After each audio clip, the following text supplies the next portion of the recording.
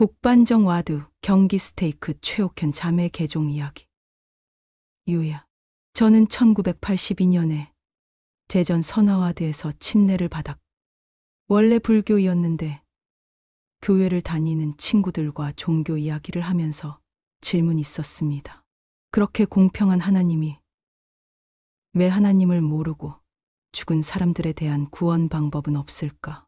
계속 궁금해하면서 친구들에게 묻는데 답을 못 찾았습니다. 결국 친구의 소개로 스파게티를 만드는 방법을 알려주는 교회에 가게 되었고, 한국말도 못하는 외국인 선교사들에게 하나님을 모르고 죽은 조상들은 어떻게 되느냐는 질문을 던졌습니다. 선교사는 고린도전서 15장 29절을 펼쳐서 침례가 뭔지도 모르는 제게 그들은 죽은 조상에 대하여, 후손이 행하는 의식들에 대하여 하나님이 만들어 놓은 방법이 있는데 더 배우고 싶다면 만나자고 했습니다. 저는 선교사들과 토론하면서 하나님은 공평하신 분임을 깨닫게 됐고, 결국에 침례를 받을 수 있었습니다. 참으로 이 교회는 회복된 말일의 진정한 예수 그리스도를 따르는 교회이며, 복음이식을 통하여 난인에 대한 하나님의 사랑을 느낄 수 있음에 감사드립니다. 이제 저도 나이가 들어감에 따라 인생의 경험과 함께 하나님의 말씀이 어느 정도는 진정으로 깨닫게 되는 것을 느낍니다. 하나님은 살아계시고 예수 그리스도는 우리의 구세주라는 사실을 믿습니다. 이렇게 저희 간증을 나눌 수 있고 읽어주심에 감사드리며 모든 것을 예수 그리스도 이름으로 간증드립니다. 아멘. 전체 이야기. 저는 작은 회사에서 일을 하고 있습니다. 저와 함께 일하는 분 중에서 나이가 지긋하신 분의 아버님이 돌아가셔서 상을 치른 후 그분은 늘 표정이 어둡고 혼자 계실 때면 울고 계셨습니다. 나는 왜 그분이 그렇게 울고 계신지 여쭈어보았는데, 그분은 아버님이 살아 실대효를 다하지 못했다는 죄책감과 아버님 살아생전에 복음을 전하지 못해서 결국 다시는 아버지를 볼 수 없기 때문에 슬퍼서 울곤 했던 것이었습니다. 제 주변은 목사님도 전도사님도 목사 사모님도 권사님, 집사님, 신도님 등 다양한 종교인의 집합입니다. 그분은 자신이 교회에 다니기 때문에 살아생전에 하나님의 교회에 들어오지 못하고 돌아가신 아버지에 대해서 하늘나라에서 다시 만날 수 있는 방법에 대하여 자신이 알고 따르던 각각의 종교지기에 있는 사람들에게 물어보았지만, 결국 그들은 직원의 아버지는 생존에 있을 때 하나님을 믿지 않았기 때문에 어쩔 수 없다는 대답을 받았다고 말했습니다. 평소에는 다른 사람의 종교 얘기만 들어주던 제가 그분에게 당신은 아버지를 다시 보고 싶냐고 물어보았고, 제가 생각하는 하나님은 분명히 공평하신 분이기 때문에 하나님을 모르고 죽은 자들을 위한 방법이 있어야만 공평하신 분이지 않겠냐고 저는 이야기를 시작했습니다. 저는 1982년에 대전 선화와드에서 침례를 받았고, 그 당시는 고등학교 2학년이었습니다. 저는 불교를 믿는 부모님 밑에서 자랐기 때문에 자연스레 불교를 믿는 아이가 되었고, 교회를 다니는 아이들과 우상 숭배에 대한 놀림을 당하기도 했었는데, 저 또한 그들에게 교회에 걸린 십자가는 우상이 아니냐면서 논쟁을 벌이기도 했었습니다. 그러다 그들을 이길 수 있는 질문이 떠올랐습니다. 그렇게 공평한 하나님이 왜 하나님을 모르고 죽은 사람들에 대한 구원 방법은 없냐고. 그래서 나는 하나님을 믿지 않는다면서 나를 너의 종교에 들어가게 하고 싶다면 그 질문에 대한 답을 가져다 주고 증명하면 나는 기꺼이 교회에 가겠다고 선언했지만, 아무도 제게 그에 대한 해답을 가져다 주지 못했기에 그 후로 누구든 제게 교회 다니라는 제의만 들어오면 그 질문으로 다시는 제게 말을 못하게 했습니다. 그러다 고등학교 공부를 위해 대전에서 혼자 자취를 하면선 도시의 아이들과 지내며 종교에 대한 토론만 나오면 저는 제가 갖고 있는 질문을 여전히 던지며 그들을 공격했습니다.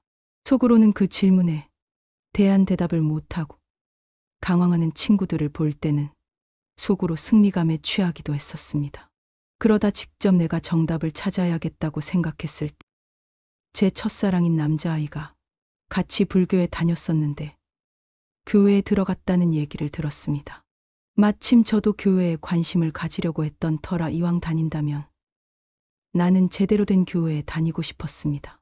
저는 불교에서 학생회에 들어가 활동도 해보았지만 만족이 되지 않았고 계속 제가 갖고 있는 질문에 대한 해답을 찾으려 노력했습니다. 그러다 결론은 불교에서 수행하는 것은 자기 구도에 기준을 두고 수행하고 있음을 깨달았고 또한 죽은 자를 위한 명확한 답을 듣지 못했습니다. 그래서 불교를 그만두고 동네에 있는 큰 교회에 나갔지만 나간 날 가뜩이나 안 좋게 보는 제게 큰 교회에서의 예배는 주제가 버스를 샀는데 밤사 헌금이 적어 더 내야 한다는 목사님의 설교를 듣고 앉아 있는데 헌금을 걷는 복채라는 잠자리 잡을 때 쓰는 채 같은 것을 돌리며 헌금을 걷는 모습을 보고 그냥 나와 버렸습니다.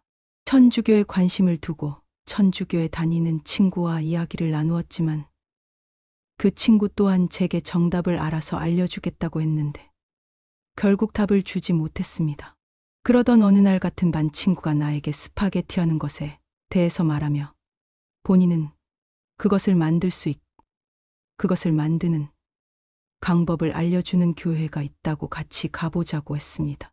농촌에서 자란 저는 대전의 생활은 엄청난 문명의 생활이었기에 신기한 게 많아서 무작정 따라갔습니다. 교회 같지 않은 교회에 저는 참석했고 외국인을 처음 보는 터라 신기하기도 있지만 제가 갖고 있는 무기의 질문을 한국인도 모르는데 강신들이 뭘 알아 하는 마음으로 하나님을 모르고 죽은 조상들은 어떻게 되느냐는 질문을 던졌습니다. 그 질문을 던지는 순간 어눌한 한국말로 그 선교사님은 고린도전서 15장 29절을 펼쳐 보이어 제게 읽어보라고 했습니다. 침례가 뭔지도 모르는 제게 그들은 죽은 조상에 대하여 후손이 행하는 의식들에 대하여 하나님이 만들어 놓은 방법이 있는데 더 듣고 싶다면 다시 만나자고 했. 늘 질문으로 이겨왔던 저는 그러겠다고 약속하고 결국 토론을 통하여 하나님은 공평하신 분임을 깨닫게 되었고 부모님을 설득하여 침례를 받을 수 있었습니다. 그 후로 교회는 제게 부모님이 되어 주었고 학교도 되어 주었고 등등 지금도 그렇습니다. 그 당시에 받았던 교회의 인상은 제가 일반 교회에서 행해지는 싫어하는 모습인 헌금, 복조리 돌리는 모습도 11조나 감사헌금에 대한 감사 표시를 많은 성도 앞에서 예배 시간에 없는 것 등이 없어서 좋았습니다. 11조를 내도 다른 사람이 모르는 것, 그리고 그 당시에는 영수증을 주는 모습도 너무 깨끗한 모습이 마음에 들었습니다. 또한 제가 농사일로 늘 바쁘신 부모님에게 배우지 못했던 요리하는 방법, 끊임없이 공부를 하는 습관, 여러 회원들 앞에서 말씀을 발표하면서 다져지는 모습, 그리고 당시 교회 관리를 하면서 난양 까부는 저희 친구들을 위해서 교회를 아낌없이 내주었던 민병선 감독님 등등의 사랑과 관심 속에서 성장할 수 있었습니다. 저는 이렇게 회복된 복음 진리를 알면서도 조상에 대한 계보 사업을 아직도 진행 중임에 부끄러움을 느꼈습니다. 이제는 인생의 버킷리스트에 조상을 위한 계보 사업을 마무리하겠다는 목록을 넣으며 일부 못다한 패밀리 리서치 작업에 다시 도전을 하려 합니다. 제가 이러한 하나님이 마련해 주신 복음의식 등에 대하여 직원분에게 설명하는 동안 그는 역시 그런 방법이 있다면 하나님은 공평하신 분이라고 말했습니다. 교회에 관심을 더 가지고 있건 없건 간에 언제든지 누구나가 겪는 인생의 질문이나 종교에 대한 질문을 가지고 힘들어하는 사람들을 보면서 저는 그들의 상황에 맞는 복음을 전파하면서 보람을 느낍니다. 그리고 하나님 아버지께 이 교회에 속할 수 있음에 무한한 감사를 드립니다. 참으로 이 교회는 회복된 말일의 진정한 예수 그리스도를 따르는 교회이며 복음이식을 통하여 난인에 대한 하나님의 사랑을 느낄 수 있음에 감사드립니다.